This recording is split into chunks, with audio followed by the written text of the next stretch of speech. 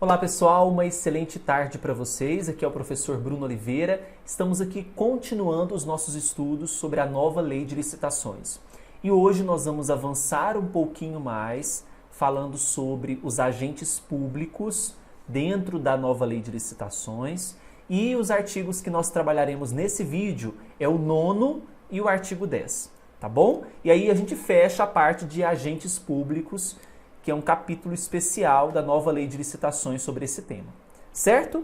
Vamos então para as informações sobre os artigos 9º e o artigo número 10. Então vejam só, pessoal, o que diz o artigo 9º do caput da nossa nova lei de licitações.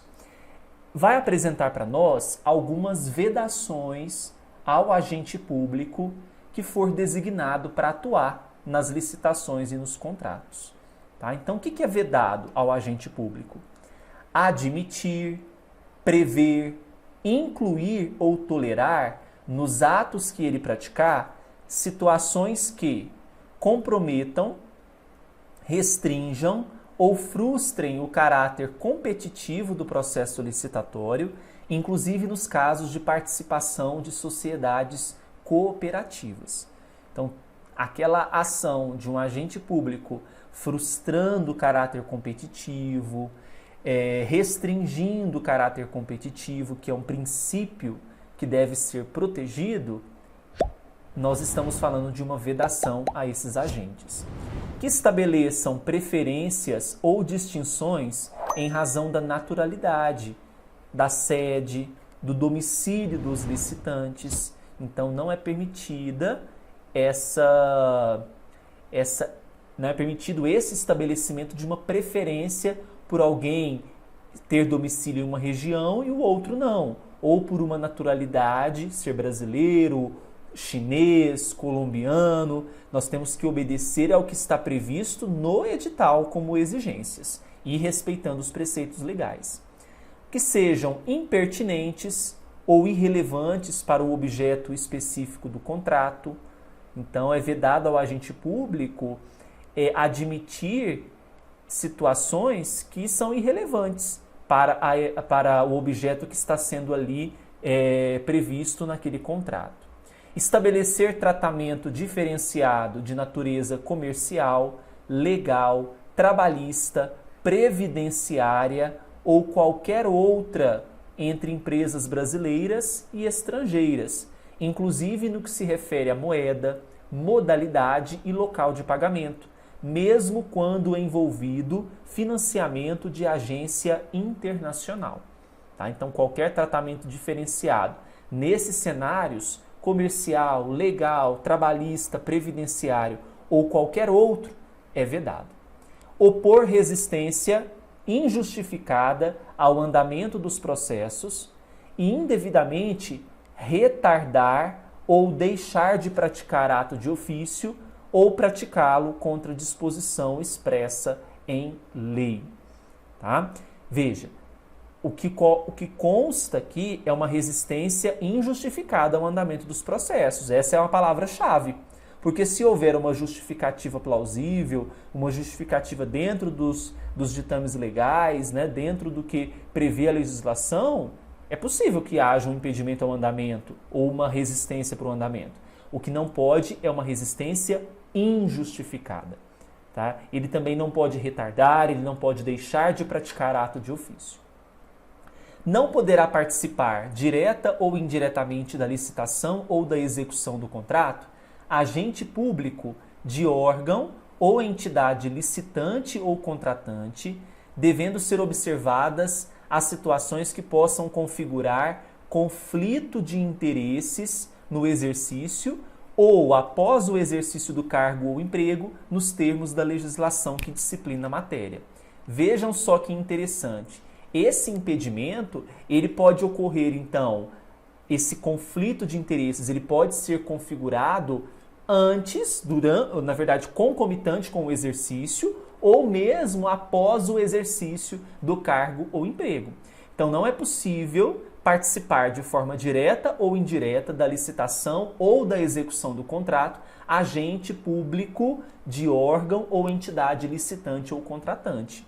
Nós ferimos aí uma série de princípios caso isso aconteça, tá? As vedações que nós vimos nesse artigo estendem-se a terceiro, que auxilia a condução da contratação na qualidade de integrante de equipe de apoio, profissional especializado ou funcionário ou representante de empresa que preste assessoria técnica. Olha uma questão interessante de prova, falando que essas vedações não se aplicam a terceiros. Claro que se aplicam, né? Se aplica também a esse terceiro que auxilia na condução da contratação, seja na qualidade de integrante da equipe de apoio, seja de profissional especializado ou funcionário ou representante de empresa que preste assessoria técnica. Ok?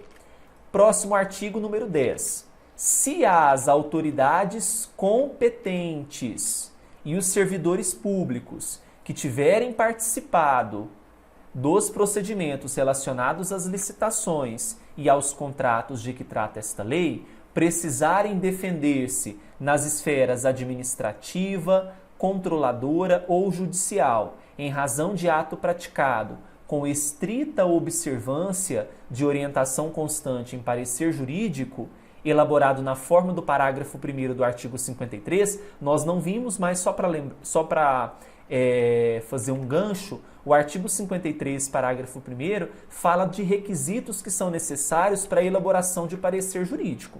Tá? A advocacia pública promoverá, a critério do agente público, sua representação judicial ou extrajudicial. Veja que a própria advocacia pública promove essa representação, essa defesa. Tá? Não se aplica o disposto no caput desse artigo quando o inciso 1º foi vetado, provas da prática de atos ilícitos, dolosos, constarem nos autos do processo administrativo ou judicial.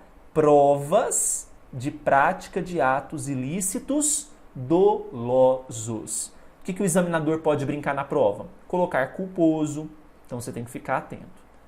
Aplica-se o disposto no caput desse artigo, inclusive na hipótese do agente público não mais ocupar o cargo, não mais ocupar o emprego ou função em que foi praticado o ato questionado. Ou seja, isso não vai eximir esse servidor da responsabilidade, mesmo que ele não mais exerça.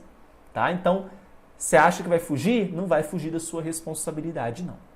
Certo? Então, hoje nós vimos os artigos 9º e 10. Até o próximo vídeo. Curta esse, se inscreva no canal e não se esqueça que o nosso curso de 200 questões comentadas e inéditas sobre a nova lei de licitações está em andamento e disponível para aquisição no site. Um grande abraço para todos. Fiquem com Deus. Agora, pessoal, se você gostou do vídeo, dê o seu like, se inscreva no canal e clique no sininho para receber todas as novas publicações. Além disso, no nosso canal do YouTube nós temos várias playlists com leis comentadas, questões comentadas, feitas com muito carinho para você.